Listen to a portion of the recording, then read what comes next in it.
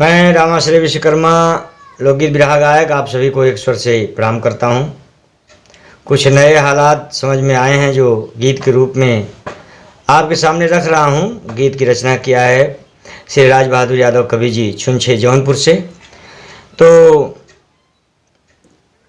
बड़ी सुंदर भाव उन्होंने लिखा है।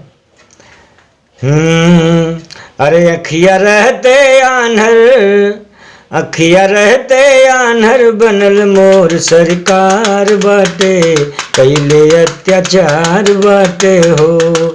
अखिया रहते आन्हर बनल मोर सरकार बाटे, कैले अत्याचार बाटे हो। थाली ताली शंख औरो घंटा बजवले, लाइट बुता के घर में दिया जलवले। जनता के मूर्ख, जनता के मूर्ख अपने समझत होशियार बाटे, कैले अत्याचार बाटे हो। अखिया रहते आन्हर बनल मोर सरकार बाटे, कैले अत्याचार बाटे हो। सब सोचे लगल कि चला धर्म कर्म भी सरकार साथ साथ निभावत हो। तबले एक ठे नया कांड सरकार कर दिल इसका। लॉकडाउन में सबके बेचता रे दारू, दहशत में रोता रे लइका में हरारू। युवा लोग न पिए, युवा लोग न पिए, कही के करत उपकार बाटे, कैले अत्याचार बाटे हो। दारू के दुकान खोल दिलन, 500 रुपया गरीबन के भेज दिलन। फिर दारू का दुकान खोल दिलन कि भाई आओ। दारू का दुकान खुल गल, गाइडलाइन दे दिलन कि युवा लोग न पिए। अब चाहे लड़का पिए, छोट छोट बच्चा पिए, बुढ़ा पिए, मर जाए सारे पी के।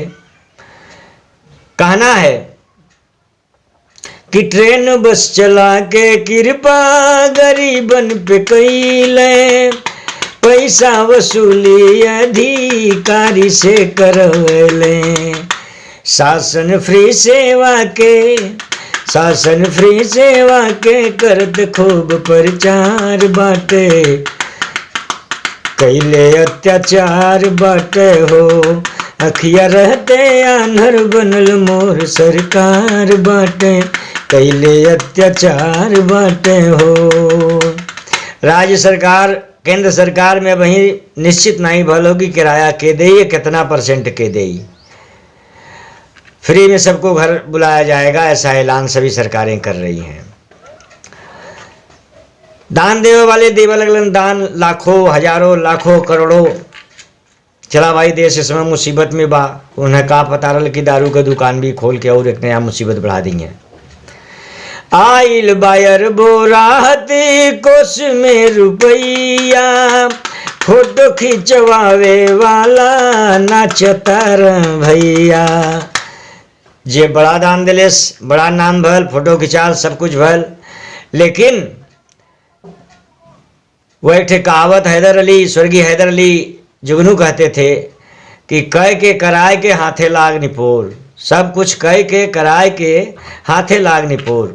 हमारे बिहार और पूना में हैदर जी के साथ में, तो वो बात आज मुझे याद आ रही है।